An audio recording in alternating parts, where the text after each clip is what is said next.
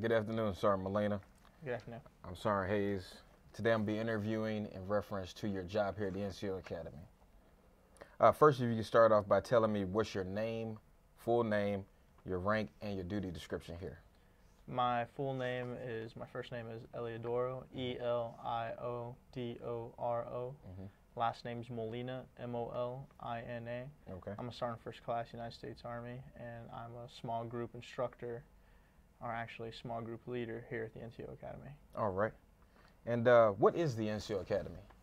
The NCO Academy is a place that we send staff sergeants and sergeants first class in the Army for our specific career field to come and learn new techniques on their technical aspects of their job, and also to learn from other people's experiences in the class. Gotcha. There's obviously, like we know, the career field's changing, in the past 5 years. So they're learning those technical aspects, and they're also learning tactical skills from other people on different units and what they're doing.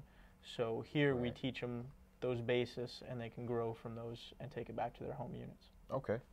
That's interesting. How long have you been here at the NCO Academy? I've been at the NCO Academy for about 5 months now.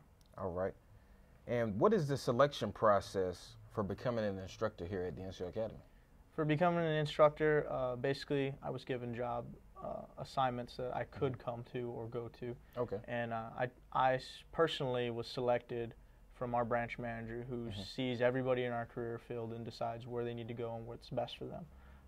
Because of my past record and because of soldiers and units that I've been to, I had a lot of operational and technical experience in the field.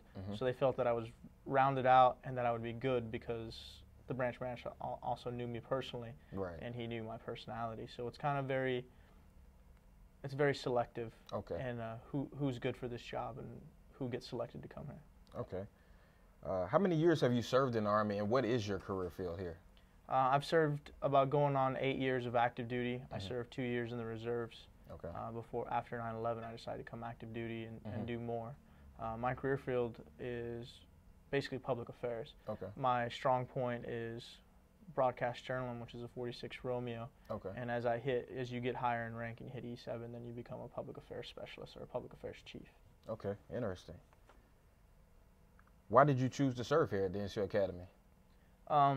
Ultimately, it was good for me. It gives me some downtime because I've deployed multiple times, and it lets me know what other people in the career field are doing, and it gives me a better chance to give experiences because we're changing so vast and so greatly. I want to see what everybody else is doing and see if everybody else in the career field is doing what I'm doing, and just to kind of make sure I'm making a difference in somebody else's life that's to my left and to my right.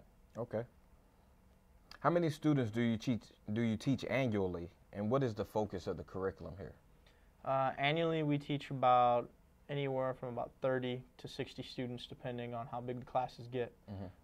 That's National Guard, Reserve, and active duty. Okay. And the curriculum is basically public affairs. When you go somewhere, how are you going to get the funding for the stuff you need? What are you going to do when you actually get there? What are you looking at when you enter a new country? To get the basis and set things up. Also, media operations and how to run a media operations center.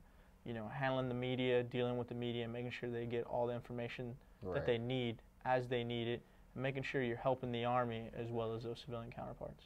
Okay. How beneficial is the curriculum that you teach here for the students' growth and leadership development? I would say about 3 years ago, everything was on point and right on.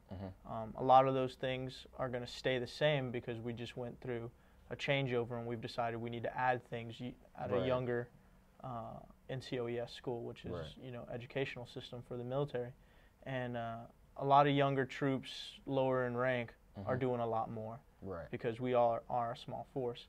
So we've taken their after action review comments and we decided, hey, if that's going to be the soldier on the ground that really needs to get it done, then we need to add it sooner. So it's going to change.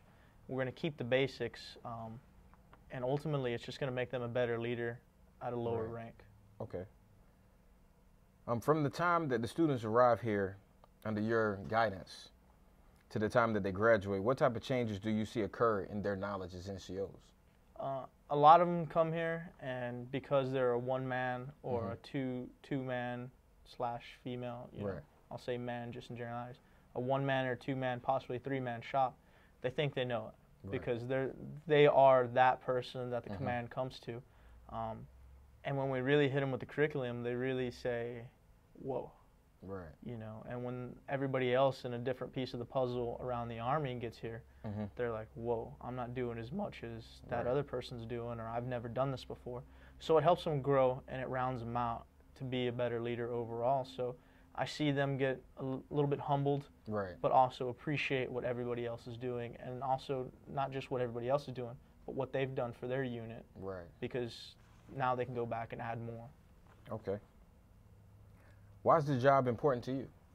The job's important to me because if we weren't here, ultimately history would happen. You know, we'd have another Vietnam.